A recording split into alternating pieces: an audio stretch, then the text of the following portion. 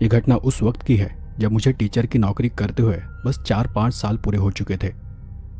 वैसे तो वो नए साल की शुरुआत का महीना था, लेकिन तब स्कूल का आखिरी सत्र चल रहा था।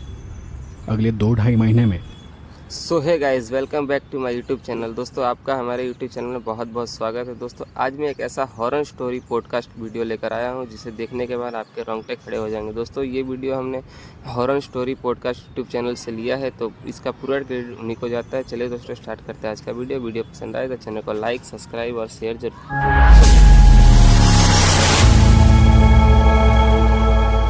नमस्कार दोस्तों, मैं हूं शिवराज और आप सुन रहे हैं हॉरर पॉडकास्ट मेरे यानी शिवराज के साथ।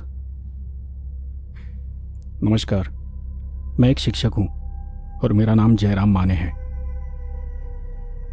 आज मैं आपको मेरे साथ घटी एक घटना बताने जा रहा हूं।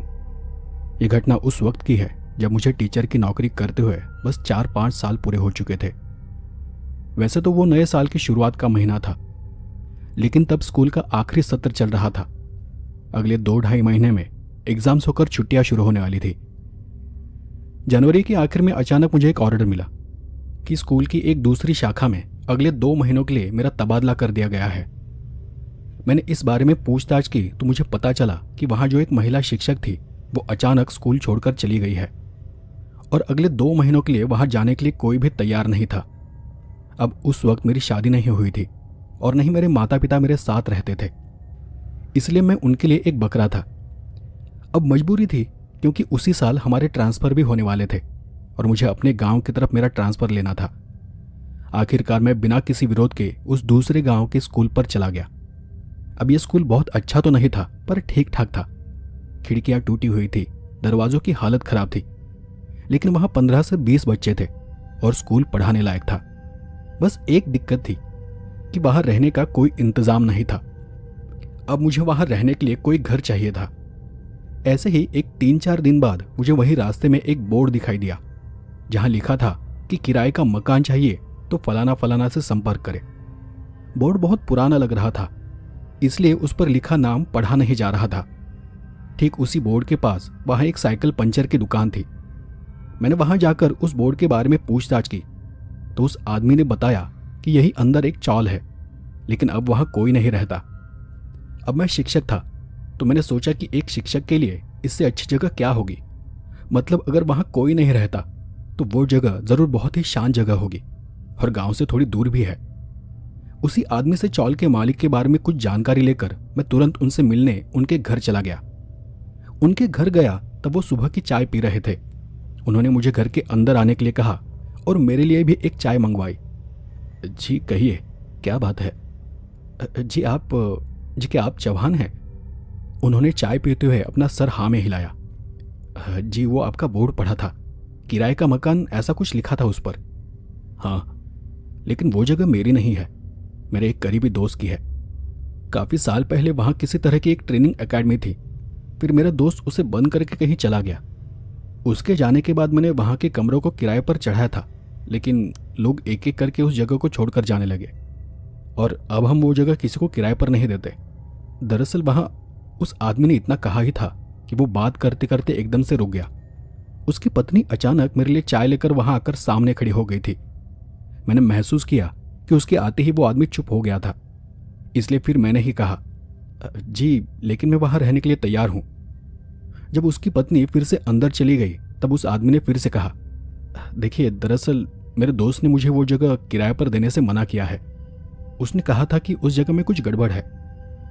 मैंने उन्हें समझाते हुए कहा, अरे मालिक आप उसकी चिंता न करें, मुझे अकेले रहने की आदत है तो मैं मैनेज कर लूँगा।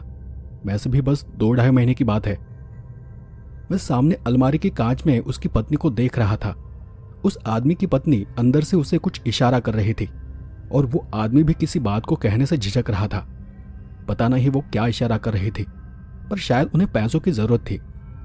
फिर उस आदमी ने चाय का कप नीचे रखते हुए निराशा भरे स्वर में कहा, ठीक है, सच कहूं तो मेरी इच्छा तो नहीं है, लेकिन मैं आपको चाबी दे देता हूं। आप खुद एक बार जाकर उस जगह को देख लीजिए, शायद आपका मन बदल जाए। उस आदमी ने इतना बोला ही था कि उसकी पत्नी कुछ चाबियां लेकर वहां आकर मेरे सामने खड़ी हो गई। आदमी ने मुझे चाबी की तरफ इशारा करते हुए मुझे वो चाबियां ले जाने के लिए कहा। मैंने वो सारी चाबियां उठाई और उन्हें नमस्कार करते हुए खुशी से बाहर चला गया। बाहर जाते ही मुझे दबी आवाज में कुछ झगड़ा सा सुनाई दिया, जैसे वो दोनों पति पत्नी अंदर किसी बात पर झगड़ रहे हो। मैंने पीछे मुड़कर देखा तो उनके घर का दरवाजा बंद था। मतलब मेरे जाते ही उन्होंने दरवाजा बंद कर लिया था। मैं चाबी लेकर पैदल ही उस जगह पर चला गया। वहां एक लाइन में 7 से 8 कमरे थे। सभी एक जैसे थे, छोटे छोटे और शायद 10 बाय 10 के होंगे। ऊपर सीमेंट के पतरे की छत थी। आसपास तारों का कंपाउंड था और उन कमरों के पीछे एक खुला मैदान था। शायद यह जगह वही ट्रेनिंग की जगह थी। मैंने हर कमरे को खोलकर देखा। सब कमरे ठीक ठाक थे। कमरे में धूल में लिपटे हुए पलंग, कुछ पुराना सामान, फटी पुरानी किताबें और कागज बिखरे पड़े थे। वहां एक कमरा था जिसकी चाबी मेरे पास की चाबियों में नहीं थी, लेकिन मैंने उस बात पर इतना ध्यान नहीं दिया। मैंने उस धूल भरी जगह को हाथ नहीं लगाया और अपने लिए उनमें से एक अच्छा कमरा चुन लिया। मैंने उसी बंद कमरे के बगल वाला कमरा अपने लिए चुन लिया था जिसकी चाबी नहीं थी। सोचा कि शायद मकान मालिक उस कमरे की चाबी देना भूल गया होगा या फिर वहां उन्हीं का कोई जरूरी सामान पड़ा होगा। फिर मैंने वहीं पर पड़ा एक पुराना झाड़ू उठाया और थोड़ा बहुत अपने कमरे को साफ कर लिया। उसी शाम मैंने उस मकान मालिक को जाकर कुछ पैसे दे दिए और उन 7 चाबियों में से अपने कमरे की चाबी निकाल ली। मैंने पैसे देते वक्त ध्यान से देखा था कि उसकी पत्नी के चेहरे पर बहुत ज्यादा खुशी थी। इस बार बिना बताए ही उस महिला ने मेरे सामने चाय लाकर रख दी। पर तब मैंने एक बात महसूस की। शायद उस वक्त भी वो आदमी मुझसे कुछ कहना चाह रहा था।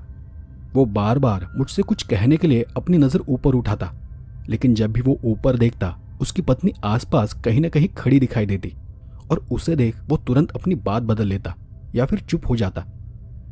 लेकिन उस वक्त मैं भी थोड़ा जल्दी में था। मुझे अपना कुछ सामान लाने के लिए शहर जाना था।